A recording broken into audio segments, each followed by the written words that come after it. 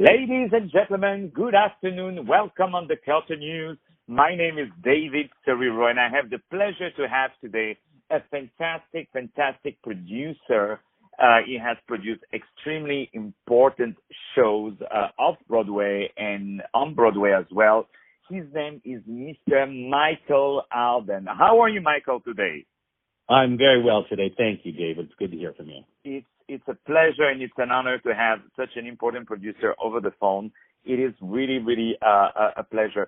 So, Michael, I've seen all the things that you've been doing. You are absolutely a first-class producer. I've never seen a producer who is so much fighting to have his shows being released and fighting for his show to be seen and to exist. That's, I believe, the one and most important quality in a producer. So I wanted to really thank you. So for the people who don't have the chance and the pleasure to know you, would you be so kind to let us know what is your background and what brought you to become the amazing producer that you are? Well, you're most kind. My background is actually in film. I started many years ago actually in the post-production division of a feature film company in Southern California, basically doing the finishing touches on films, from the final cut on production to the release of the film. And I did that for a good, 10 to 15 years. A few of the jobs started bringing me from Los Angeles to New York, and I've actually been in the city now 25 years. And, of course, once you're here, in addition to whatever work you might do, you start going to the theater. And I found some small shows. My very first one, The Last Session, that was at a 55-seat theater in just below Midtown. And I fell in love with that kind of storytelling and the power that theater has on an audience.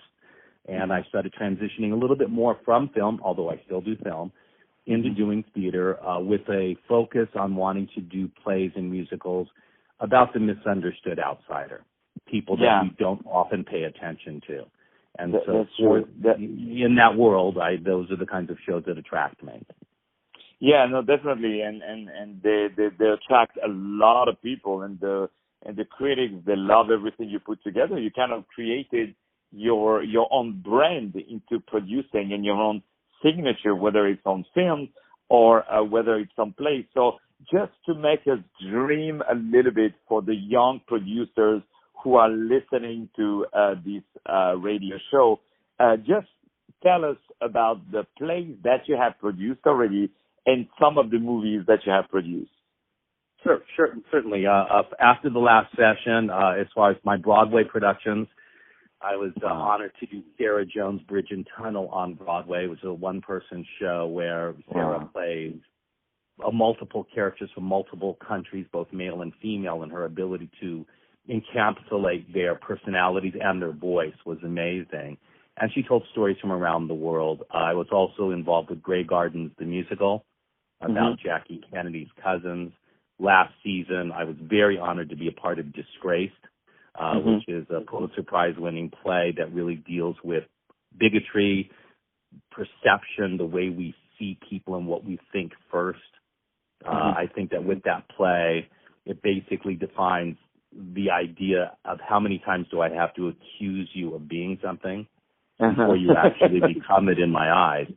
Very familiar. And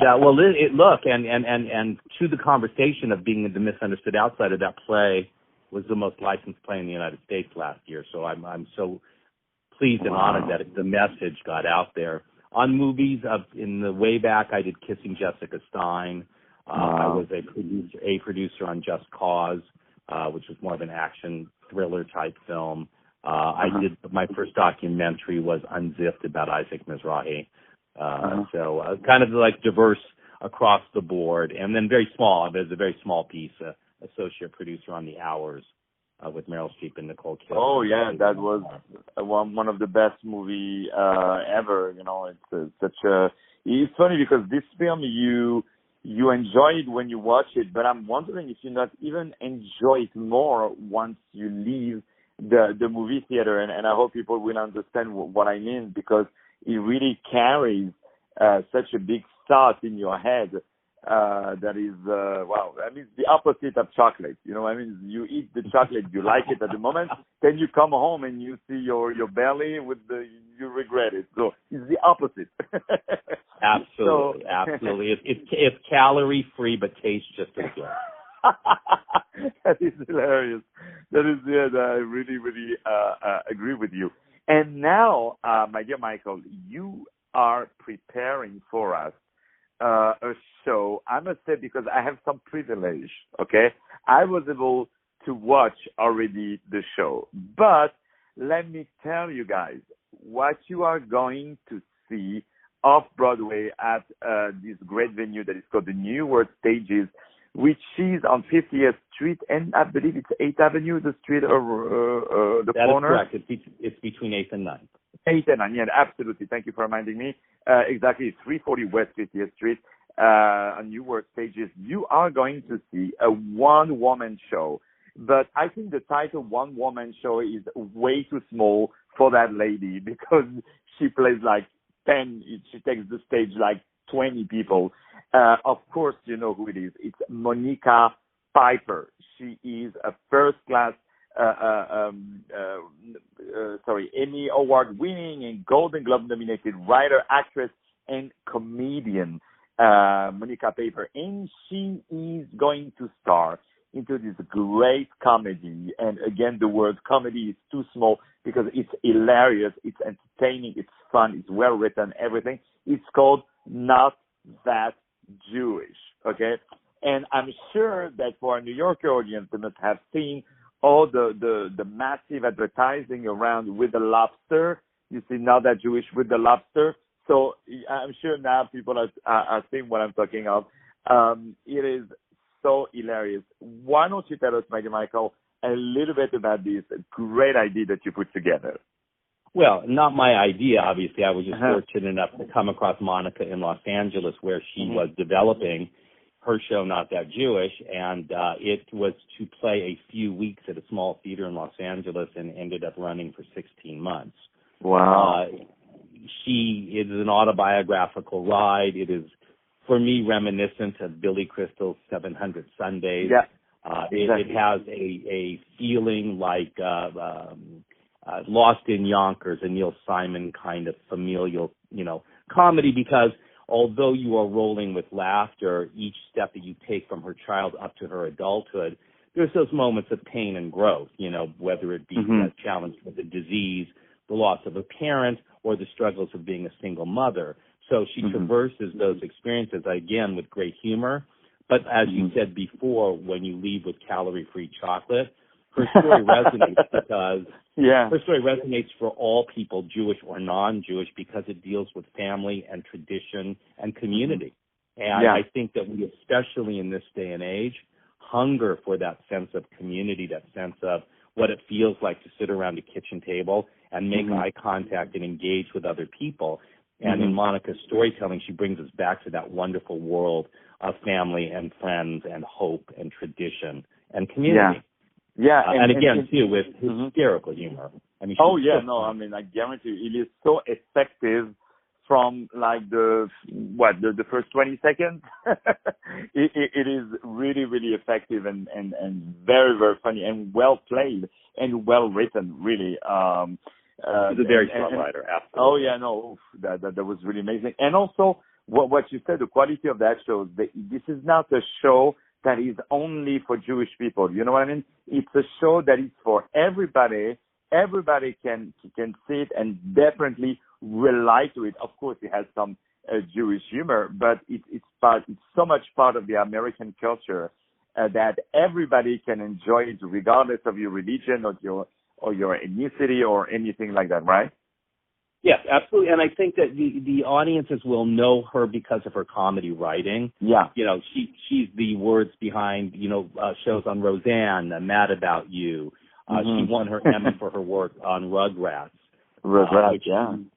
She got the job when she had her child who was 3 years old. And in the play, she talks about what it was like to have a 3-year-old and then got paid to actually think like one. So it was, and so you kind of known her words, and now you're going to hear it through her own voice and her own experience. So she's bringing that ability to make you laugh, and it's backed up with the true story of this lovely lady named Monica Piper. Oh, yeah. I can't wait to be there. Definitely be there. And I have to force all the audience to go there. Like, if you guys are not going there, you are not my friends anymore. You have to go to see that show. I will put you, all of you, on my last will if you go to see that show, I promise.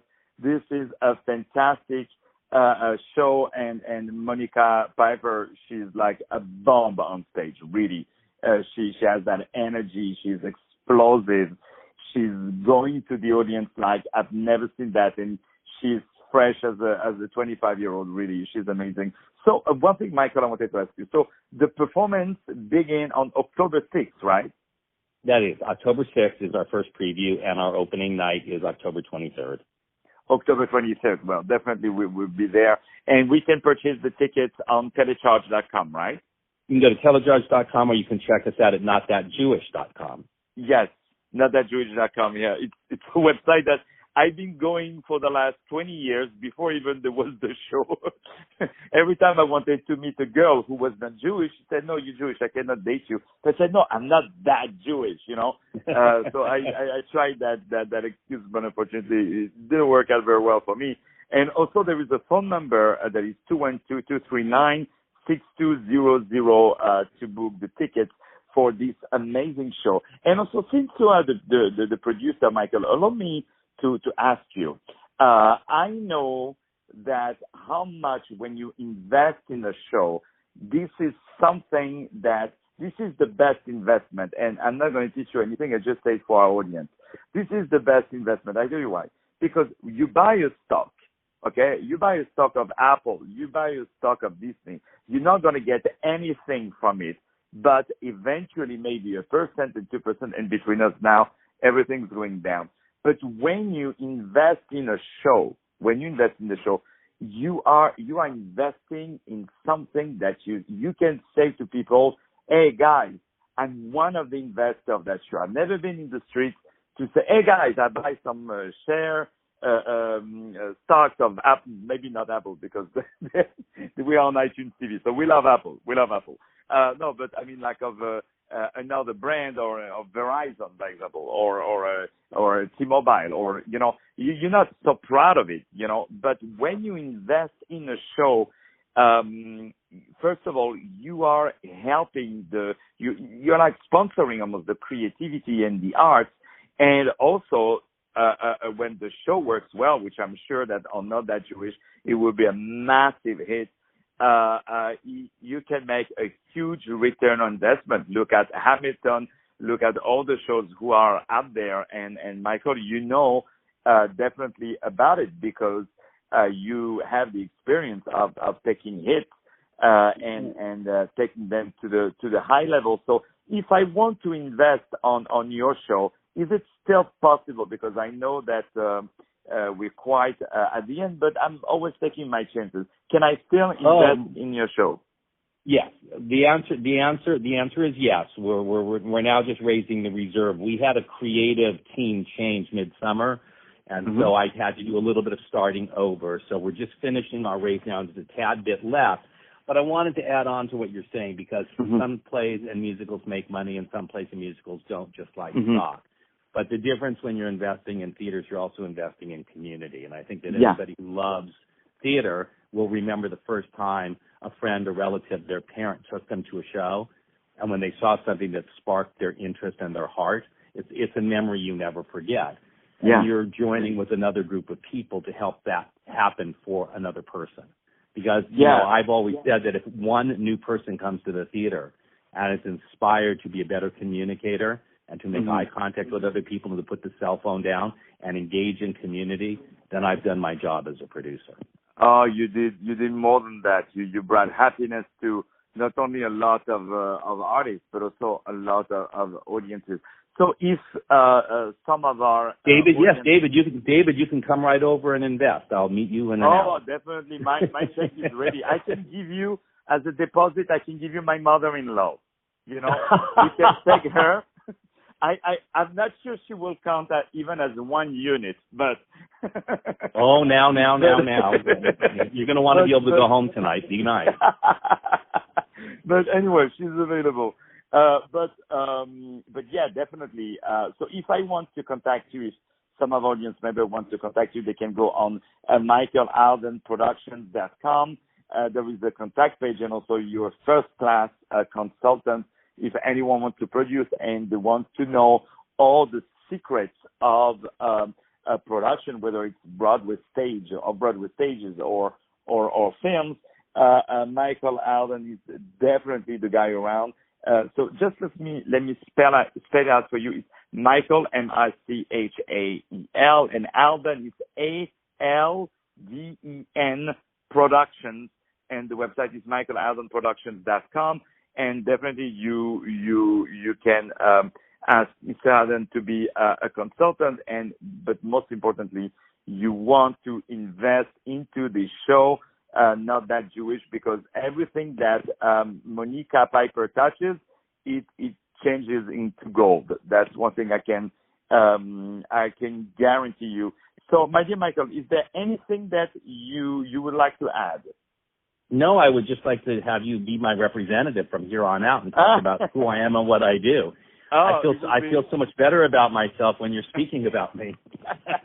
Well, I try to make people happy, because when I go home, everybody says that I'm shit, So, I try to, they send me the bills to pay, Even my landlord, he is so anti-Semitic. Every month he asks me to pay the rent, He's obsessed by me. I told him, sir, stop to be anti-Semitic. Stop to ask me the rent every month. Give me one month of break, He's obsessed. I'm telling you, he's obsessed. Anyway. Anyway, so ladies and gentlemen, I had the pleasure to have today over the phone the fantastic producer, Mr. Michael Alden, who talked about his amazing career as a producer. Also, one last question, my dear Michael. I know I'm very busy, but just one last question. What would be the advice that you would give to a young producer who wants to become a producer? Talk about what you love to everybody you meet. Yeah. That's how, I always say when I'm teaching that people say, I have a project, I have an idea, but I don't know who to talk to. And I believe wholeheartedly that you already know everybody you need to know to be successful. You just haven't presented what you want to them in a way that gets them to recommend another person or say, I actually had that experience, I want to join you. So you talk about your passion. Yeah. Well, this is the best advice ever, my friend. So once again, ladies and gentlemen, my name is David SERERO, and I had the pleasure to have today on the Culture News, which is played on iTunes Radio. We say thank you to our friends on iTunes and on Apple.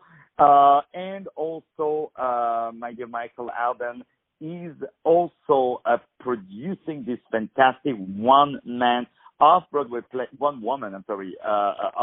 play by Monica Piper, which is called Not That Jewish. It's a new comedy which will be opening on October 6th and will be playing at this great venue. It's a fantastic venue called the New World Stages, a very clean, very elegant place which is on 50th between 8 and 9. Tickets are available on teddycharge.com or 212-239-6200. And if you have some extra money and you want to feel better and put one foot in the theater community and just in the community in general, my best advice is to invest on that show. And for that, you will contact Mr. Michael Alden, and his website is michaelaldenproductions.com. My dear Michael, thank you a million times for taking some time out of your business schedule. Thank you so much. Thank you. Talk to you soon. Take care, man. Bye-bye.